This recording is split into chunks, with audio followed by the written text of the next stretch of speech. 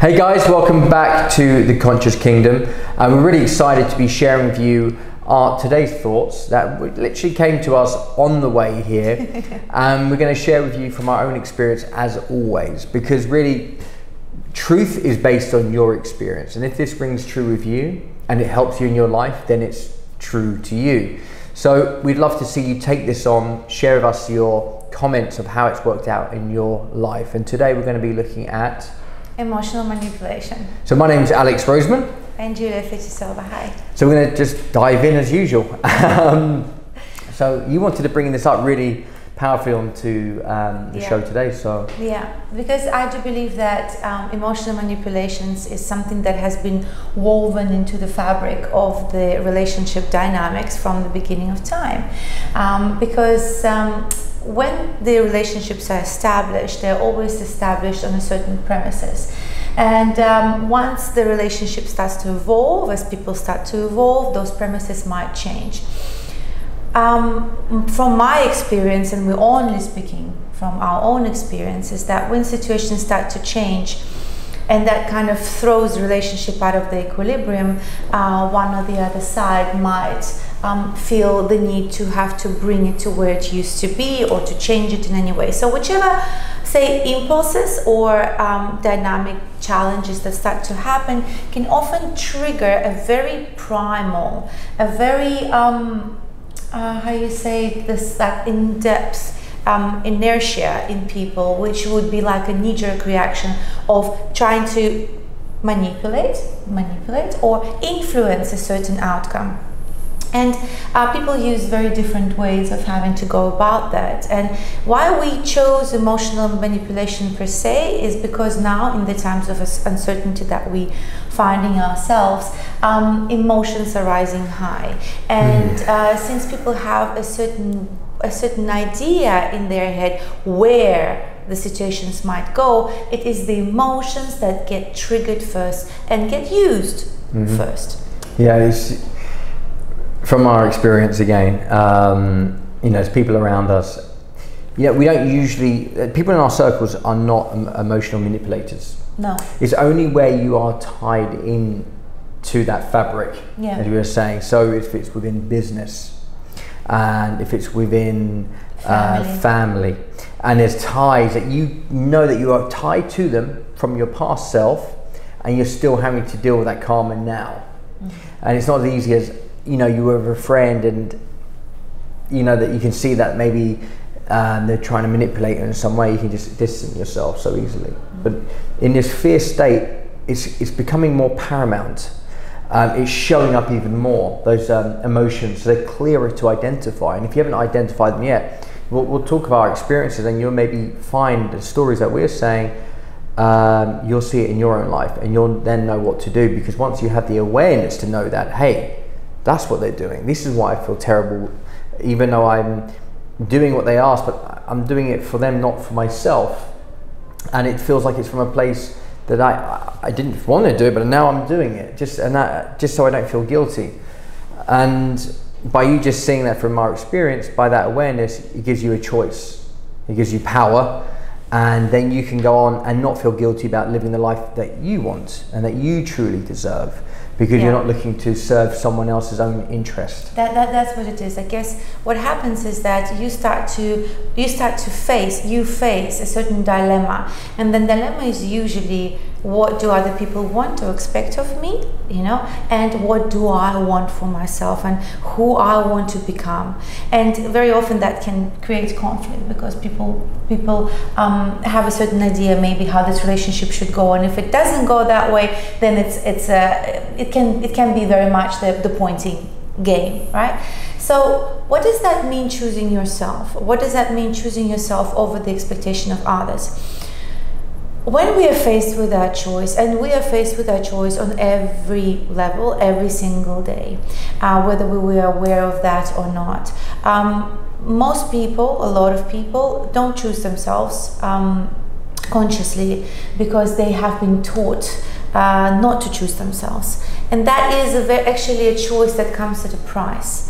It comes at a price of living inauthentically, living not in line with your potential, with your abilities here in this world as you, and that is actually ultimately the slow death, because you start to just run in line with expectations rather than creating your new world. Yeah, because it's like a stagnant place. It's a fear place. If you're having to manipulate, and you may be doing it unknowingly, and the beautiful thing about this, there is no judgment here. This is just awareness, because I was in that space where I thought I needed to do that, because that's all I ever knew from my own childhood, right? And your childhood's going to be very different, but there may be reasons for you in order to survive or get what you needed or get what you wanted from your childhood. So you had to play that angle because maybe you saw your parents doing that with each other. You learnt it from somewhere, and the beautiful thing is from whatever you learn, the beautiful thing is, from whatever you learn, you can unlearn it. And this is about unlearning habits, unlearning the way that you would usually get what you needed. Because then it means you having to let go and surrender that people will come to you because they want to, not because you feel like you need to force them to, or have to, you know, be the fish or something, and getting them to, I don't know, like getting into a trap in order to see you, or whatever it is that the emotional manipulator is trying to gain. Because you've got to look at your intentions, and if you can let go and go, you know what, I'm just going to show up and hear what they need and want, and be my true authentic self and give. And if it comes back, it comes back. It's not about the coming back, it's that's how I'm going to show up in the world from now on. But how do you spot an emotional manipulator? How do you know you are actually dealing with an emotional manipulator? Oh, that's a great question. Why don't you share from your experience? Well, I am the type of person who goes with feelings. So when I am around somebody and I'm feeling this expansive feeling of easiness and flow and gratitude and freedom, then I know we are running in line with our purpose together. If I am with a person that I'm hearing what they're saying, and it might be making complete sense, but something inside of me just doesn't feel right. Yes, and you know, funny enough, you might be even in the situation with that person, and everything you're saying, and you go, yeah, okay, I agree. But then you walk away, and you think, and you go, hang on a minute, that does not feel right. This is an example of emotional manipulation. Emotional manipulation is a believing, how you say it, is making you believe into something that might sound good, but it's not actually for your highest good.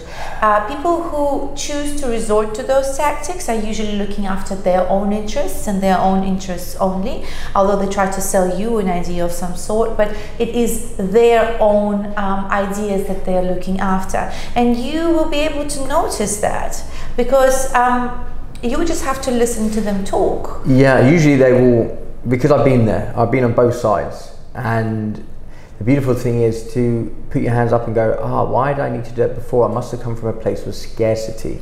There's a place of lack is why you're looking to manipulate someone to gain something, because you feel like you're lacking something. And how that could show up is, Julia rightfully said, it's a feeling. It really is. You could even be on one side of it and know. You could be the salesperson, for example, who's doing what they're doing, and you feel like you're talking more than you needed to, and you're now trying to convince them rather than actually hearing what they want, as an example. And then we're all salespeople. I remember hearing that and I'm thinking, what do you mean we're all salespeople? Well, you know, you're talking to your friend and you want to go to the cinema together, and they say, not tonight, and you go, oh, come on, and you're trying to convince them. You're trying to sell the idea. Everyone is trying to sell an idea and say, do this with me, it's better than the other thing you're trying to do.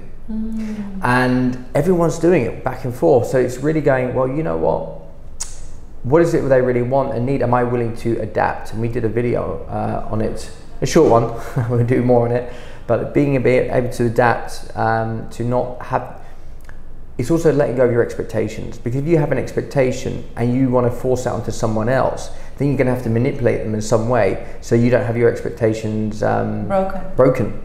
And it means adapting, opening up to something even better. because life will never meet your expectations, and to ever think that they will, you're going to be met with a lot of disappointment. But if you give that up, then life can really surprise you in beautiful ways. Yeah, but you know, manipulation actually goes hand in hand with a need for control.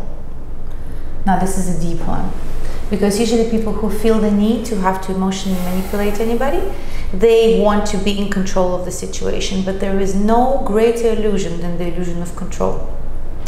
The more in control you think you are, the more out of control you put yourself. Because what you're doing at that point in time, you're making your vision laser focused on that specific point you're trying to control. And you let go of everything else that goes on around you at the same time. You can only be laser vision at so many things at the same time. Now, if you are in a state of trust, now trusting yourself. Now trust and control are two opposite spectrums. In a relationship that is trusting, that there is no need for an emotional manipulation. Because in that way there is that freedom to be able to come up and express yourself authentically without the fear of being judged or manipulated. If it comes from a perspective of manipulation in a relationship, then that need of control is really just a protection of your ego. Trying to protect a certain identity without which you actually disappear. And again, it's an illusion. Control is an illusion, as well as that idea of yourself that you have is an illusion. Because if you look deeper, you know that the things that come up and show up for other people to see just so that they can have relatability with you or receive you in a certain way, you know you have to work really hard to keep that up. And it's exhausting. It's extremely exhausting. And it comes with so many conditions. Yeah. Because you'll also see it when you'll see what their intentions are. Because if you're not able to meet their expectation, you're not willing to break your back in order to think that you can make them happy. It's their responsibility to be happy. It's not yours. So just take that weight off you right now. But it's really understanding that if they aren't for the good intention, they're willing to adapt as well. It's not based on their conditions that you need to meet. Because we're having situations now for our own selves, and I have someone in my life, obviously I love dearly, you know, it's family. But in order for them to feel they're emotionally met, I must do something. Now I say I'm unable to or unwilling to do that, but I am willing to do X, Y, Z, or come to some other arrangement so that everyone can get their needs met. But when it's like, no, that's the only way, and if you don't do that, you are X, Y, Z. You are the monster. You are whatever it might be. So it becomes a projection. So they basically leave you with the feeling of being less if you don't comply. Yeah. So you already you walking away, especially if you're not aware of this. When you're aware of it, you kind of go, okay, and you take a deep breath and you go, I am enough. I am worthy. This is not about me. And when you're so full up yourself and you're able to be aware of this, then you can actually create the space for this person to, if they have to vomit on you, whatever else, it doesn't stay on you. You may want to kind of vent it off quickly, but you know, you go in there with the loving space and you have compassion for those, because they are coming, because you'll know the feeling you already have. You're light and you know, if you're coming from that loving space, you already know that you're in a good space. And if you're left with that feeling, it may be temporarily, but they have to carry that feeling all the time. So just having the compassion to go, wow, I feel like that for a moment with them. How do they feel every day? And that's real love, and that's compassion that you can give them. But it doesn't mean that you need to fold and give up who you are for the sake of their happiness, because they'll never be happy. As much as you give, they'll want more. They'll want more, as we've seen in the case of your own life recently.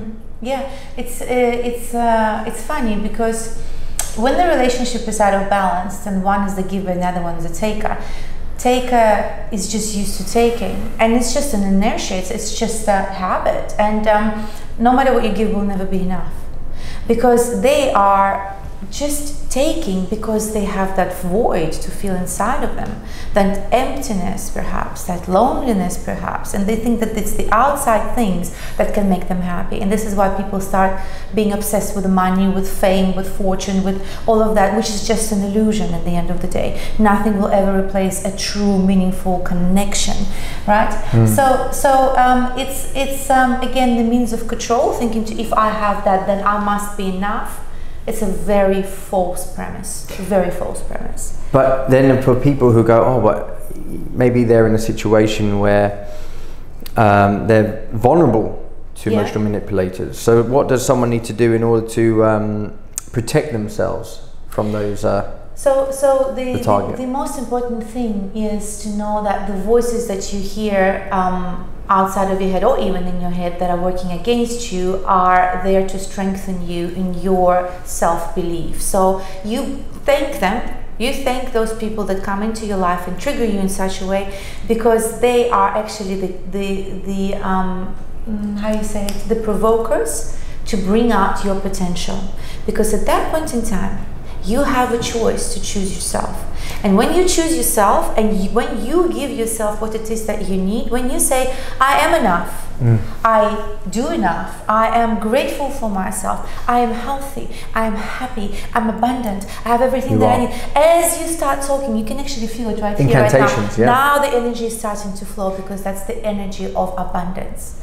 That's taking your power back, but you just have to be stronger than those voices inside of you. And it goes back to, I'm sure you might rewind that and listen to that part over and over again. It reminds me, you know, it was only a few years ago where I was caught up in the cycle of being selfless. And you have, what's it called, and people who give completely and...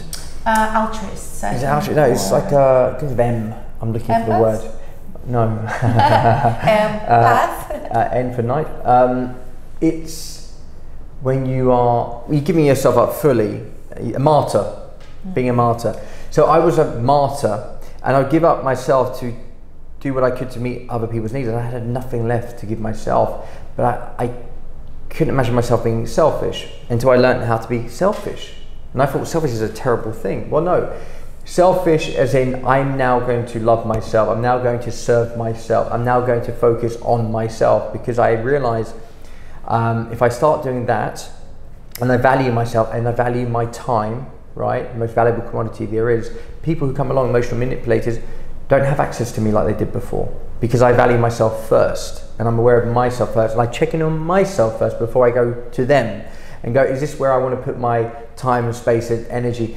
Is it just going to an empty hole, and is it not being appreciated? Because if it's not being appreciated, they just keep taking and taking and taking until there's nothing left of you. You're discarded, and they'll take from someone else. That's where you go, you have the barrier. You need to have your barriers, right? In order for you to be able to start creating your inner space to be able to give more to the world, for sure. But choosing yourself comes with courage, and choosing yourself comes with sacrifice. And what do I mean by sacrifice? You should be willing to sacrifice your old self and all the false self-securities that come with it. Now, from my own experience, I have gone through quite a transformation.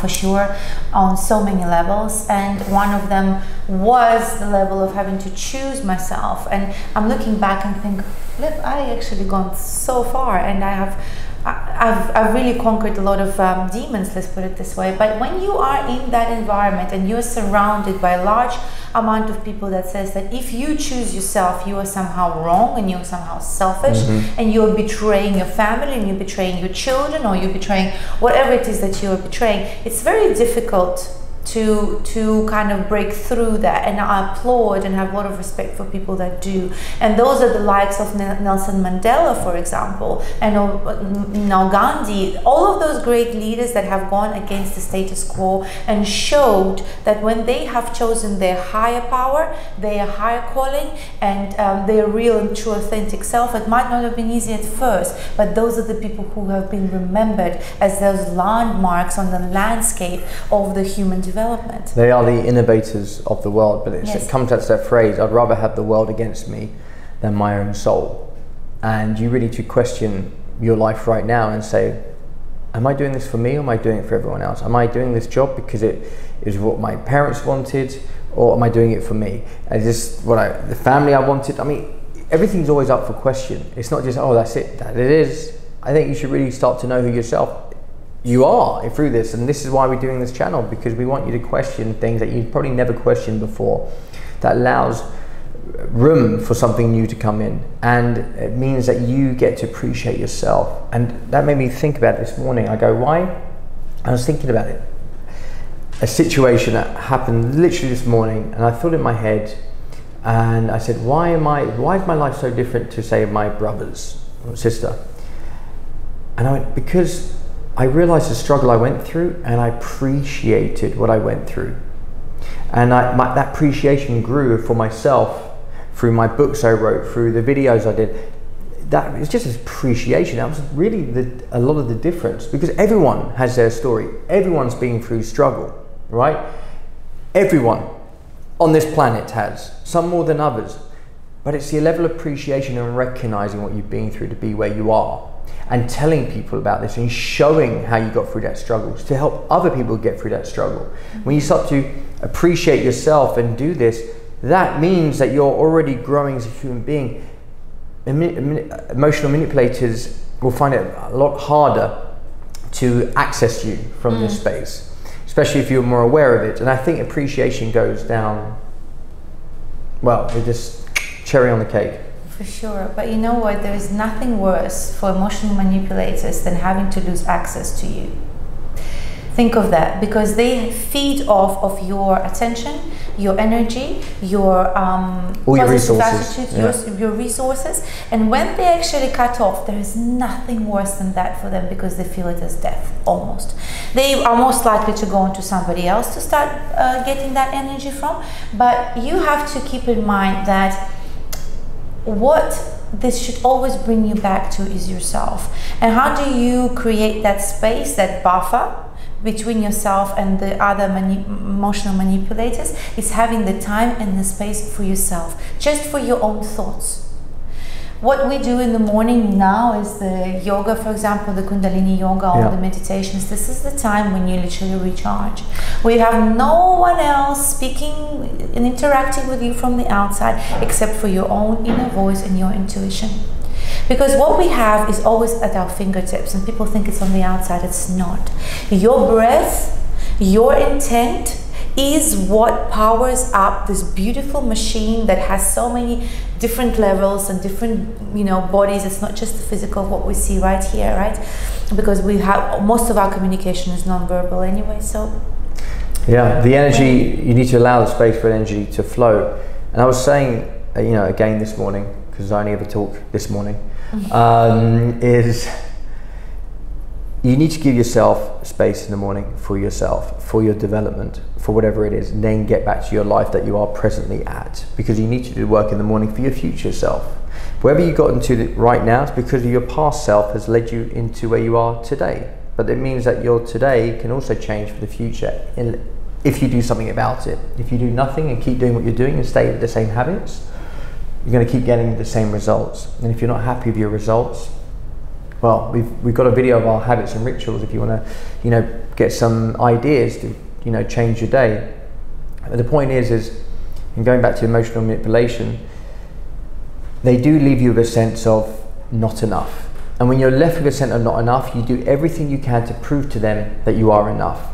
And they reap the rewards of you going around there, gathering up all of the things that you need to do to show, I'm enough, I'm enough. And you're depleting yourself. Basically, you're reconfirming, I'm not enough, I'm not enough. And they're confirming, you're not enough, I'm going to take, I'm going to take. And you're wearing yourself out, and you're just left there going, what happened? What did I do all this for? When you see yourself and you're in that cycle right now, stop it.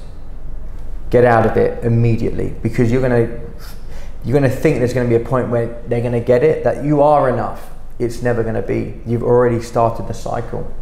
And it only stops when you pull your awareness to it and start to put that, instead of giving it to them, to yourself, and start to fill yourself up and see how they react to you starting to focus on yourself. And if they're kicking off and screaming, then clearly it's not about the love for you, it's for the love for themselves. And they want you to fill their void. They're not willing to fill their void for themselves. You must fill yourself in order for them to stop feeding off you. That's your responsibility. Yeah. exactly. So it always goes back to your responsibility, because if we are allowing for something to happen, that means we're giving the power to somebody else because we deem them more important than us, right? Mm-hmm. And that's a very difficult one to break, because this is the kind of setup that we have since we were young, because we believe that there is someone else that is in control and in charge and knows better than us. So it's having to change that paradigm and become that authentic, that responsible parent for yourself, because unless you become that responsible parent for yourself, you will always seek somebody else on the outside to fill in that role. And that is a recipe for emotional manipulation, for control, for whatever, because everybody will look after themselves in the long run. There's very few people out there in this world who are truly altruistic and who are truly givers in a way that they don't ask for anything in return. These people are usually rewarded by the universe. This is just how it works. But on the very simple 3D level, it might look like they're being taken advantage of. And just so, for yourself, if you realize you may be getting caught up in a situation where you don't want to be annoyed, but you feel like you want to satisfy their needs more than yourself, Dr. John Demartini said it very well. He said, I'd rather live in a world of lesser pissers, which means I'd rather piss them off than myself, because I have to take myself wherever I go. So with that in mind, know that. If you're annoying yourself by doing something, go, wait a minute, why would I do that? I'm left with myself. I'd rather just them be annoyed, and I'm okay with it. If it's not causing harm to other people. Mm-hmm. But it means that you're not giving up all of everything you are because you're going against yourself, because you don't want to feel guilty, or all the other emotions that you're looking to avoid. I'd rather just face that and go, okay, that's interesting. Thank you for the feedback. Write it down and move on with your life. It's so much better to say no at times, and you need to practice that. Yeah, that's a very beautiful advice in the end of the day, because there is no such thing as in the larger term, there's no such thing as a victim or an aggressor. This is a humanly created term that actually kind of locks us into this very limited idea of what human interaction is like. In the end of the day, we all choose that. It is all our conscious choice. Even though we think we don't have a choice, we always have a choice. Again, I'm going to use Nelson Mandela as that example, because he chose, while being in prison, to still expand his mind, and still, when he was out of the prison, then change the landscape again of the South African politics. So there is no limit. There never is a limit. And by taking up the choice to choose yourself and choose your higher self, even if you don't know what that means, you follow your feeling. You give yourself a few moments of the day where you just breathe into your heart, and you just let that breathing expand you and expand that feeling, and fill it up with intentions of gratitude for yourself, and say well done to yourself, and say I love you to yourself, and say thank you for showing up over and over again. Thank you for being the beauty. Thank you for seeing the beauty. Thank you for the love you create, and thank you for this beautiful mind that you are. All of those things are the properties that you have within yourself that are only innate to you. There is nobody else like you in this world, and that's why you deserve a celebration. So guys, thank you so much for watching this. We will leave you with that feeling, and obviously please check out our other videos, and we'd love to hear back from you guys. Thank you again for checking out the Conscious Kingdom. Guys.